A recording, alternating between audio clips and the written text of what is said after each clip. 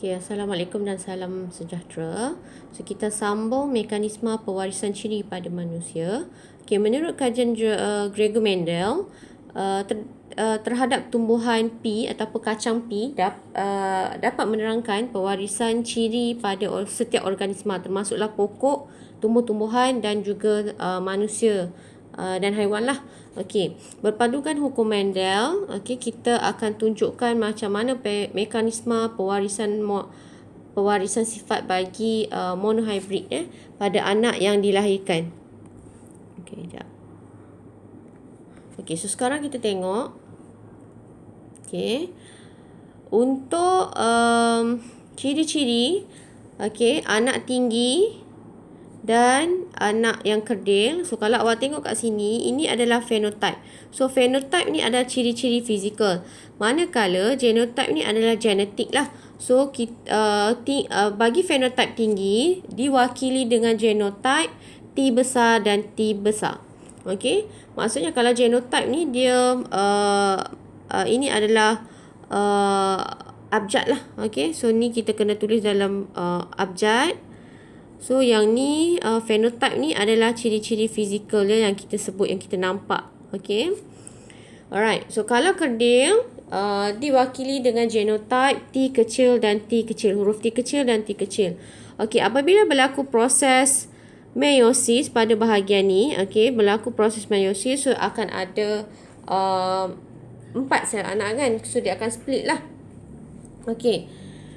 So, kita akan hasilkan untuk tinggi untuk fenotype tinggi, so dia akan hasilkan 2 gamet T besar, satu T besar dan satu lagi T besar. Okey, untuk kerdil pula dia akan hasilkan satu T kecil dan satu T kecil. Okey, pada peringkat persenyawaan, okey ni peringkat persenyawaan apa yang berlaku? Okey. T besar, okey, kita habiskan dulu yang bulatan yang pertama ni. Okey, dia akan kahwin ataupun dia akan bersenyawa dengan gen yang sebelah sini, yang kerdil ni. Okey, yang pertama. Okey, so dia akan kahwin, so dia akan silang begini. So dia akan hasilkan satu T besar dan satu lagi T kecil. So bila T besar, T kecil, apa jadi pada fenotype anak pada peringkat yang pertama? So kita boleh lihat jelas sebab T tinggilah, sebabnya T besar ni lebih menguasai, dia lebih dominan. Okey, so huruf besar ni dia lebih dominan walaupun awak kahwin T kecil depan, T besar belakang, katalah kan yang tinggi ni. Okey, so si kecil T kecil T besar, dia masih lagi dominan T besar. So jadi T besar ni berada di depan, T kecil berada di belakang. Okey. Okey, untuk step yang kedua, kita habiskan dulu bulatan yang pertama. Okey. So, bila T besar, okey, yang ni dah settle. So, yang ni kita akan senyawakan dengan T kecil yang sebelah ni pula. So, kita akan turunkan ke bawah. Okey, dan kita silangkan ke tepi lah. Okey, kita kahwin kat situ. So, T besar dan T kecil. Okey, so yang ni dah settle. Okey, so sekarang ni dua ciri-ciri anak yang menunjukkan tinggi. Sebab apa? T besar, sini pun T besar. Okey, dua-dua tu menunjukkan ciri-ciri dominan lah. Okey, kemudian untuk yang kedua, T besar yang ni, dia akan kahwin dengan orang sebelah ni. Yang pertama ni. Okey, so kita habiskan yang ni dulu. Okey, yang ni kahwin dengan ni. So, dia akan hasilkan T besar dan T kecil. Okey, kemudian apa yang berlaku seterusnya? Okey, T besar yang ni dia akan kahwin dengan yang ni. Okey, so dia akan bersilang seperti ini. Okey, so T besar dengan T kecil, so dia akan tulis T besar dulu, T kecil kemudian. Okey, jadi keempat-empat anak ni menunjukkan ciri-ciri tinggi. Kenapa? Sebab T besar dia lebih dominan berbanding dengan T kecil, iaitu dwarf tadi kecil. So, yang kerdil ni adalah resesif. Okey, awak tengok balik slides video sebelum ni. Apa beza resesif dengan dominan? Okey, so ni adalah dominan. T besar dominan ciri-ciri dominan yang lebih menguasai. So, kita wakilkan dengan huruf besar. So, ciri-ciri yang resesif yang kurang menguasai, so kita wakilkan dengan huruf T kecil.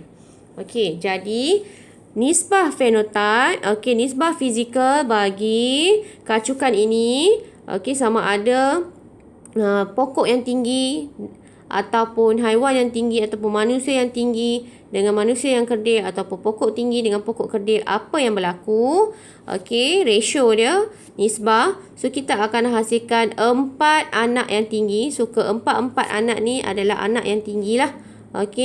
Dan kosong kerdil. Tiada anak yang kerdil. Jadi nisbahnya adalah 4 lah, 1 lah maksudnya. So anak yang tinggi 1 ataupun 100%, anak kerdil 0 ataupun 0%.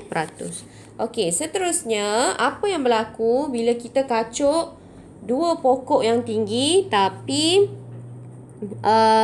menunjukkan ciri-ciri T besar dan T kecil.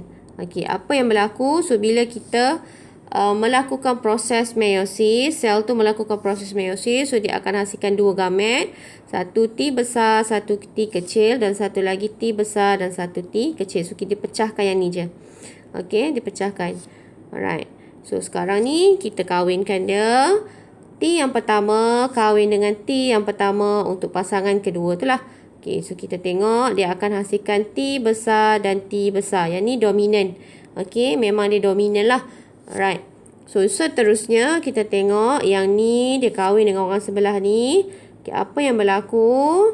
Dia akan hasilkan anak T besar dan T kecil.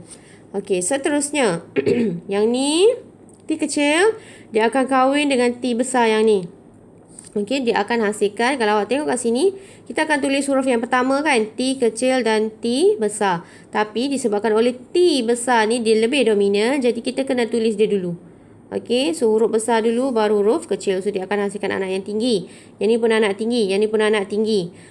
So seterusnya apa yang berlaku bila T kecil kahwin dengan T kecil? So apa yang berlaku bila dia bersilang macam ni, dia akan hasilkan T kecil dan T kecil. T kecil ni adalah ciri-ciri kerdil.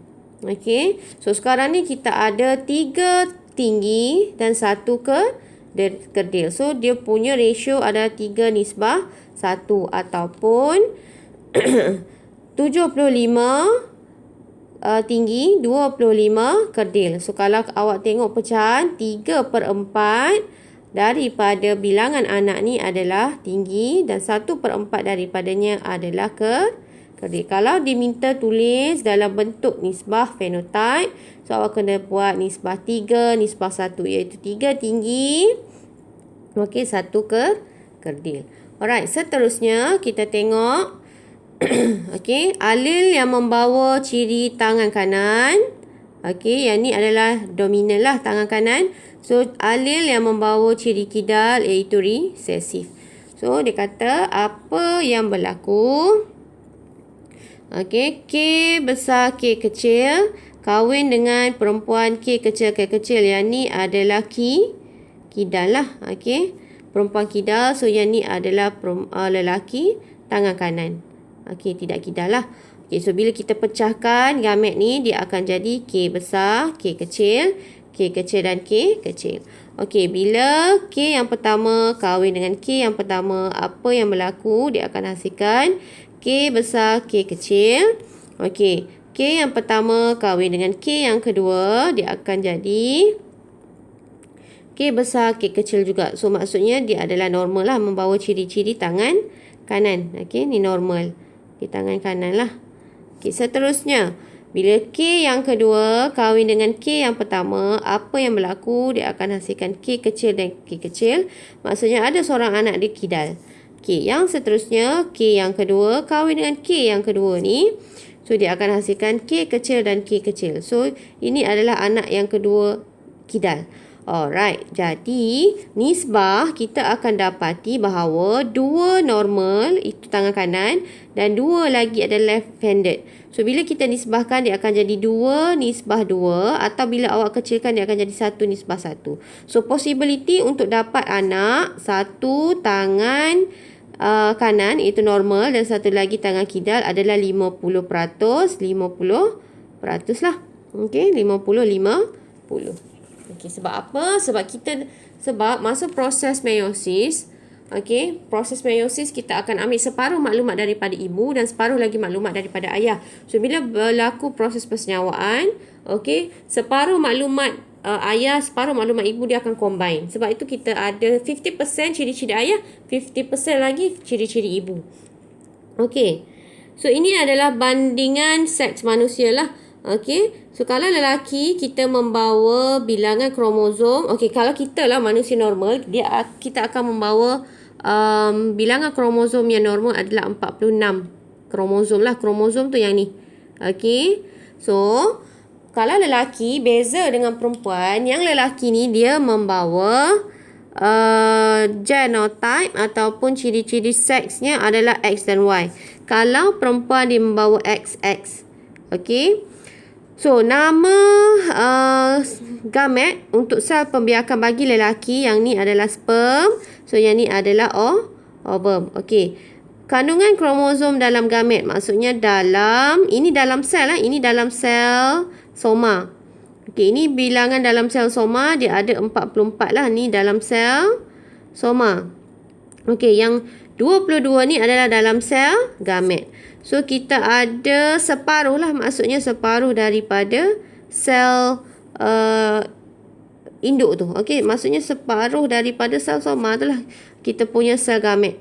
Okey, sebab itu bila sperm dengan ovum melakukan proses persenyawaan, so dia akan hasilkan baby sama ada 44 tambah XX, ini anak perempuan, ataupun 44 tambah X, Y. So kita tengok kat bawah, possibility untuk dapat anak lelaki dan anak perempuan lah. Okey. So kita tengok ini adalah genotype daripada ayah. So ini adalah genotype daripada ibu. So kita tengok perbezaannya adalah di sinilah. So ini bapa XY. So XX adalah ibu. So bila berlaku proses X ni adalah proses meiosis. So kita akan jadi separuh. Okey, so bila jadi separuh, so 2 ni dia akan split 2 lah. 1 22 tambah X, satu lagi 22 tambah Y, dan satu lagi 22X, satu lagi 22Y. Maksudnya separuh daripada ni lah 44 tambah XX ni dia bahagi 2 lah. So 22 tambah dengan X. Okey, so bila kita combine yang ni dengan yang ni, so dia akan hasilkan anak perempuan, anak lelaki. Jadi nisbahnya 2:2 ataupun 1:1. Jadi 50% untuk dapat anak lelaki, 50% lagi adalah chances untuk dapat anak perempuan. Okey, so proses yang berlaku ni adalah proses persenyawaan. Okey, so setakat itu sahaja untuk video kali ini. Sekian, terima kasih.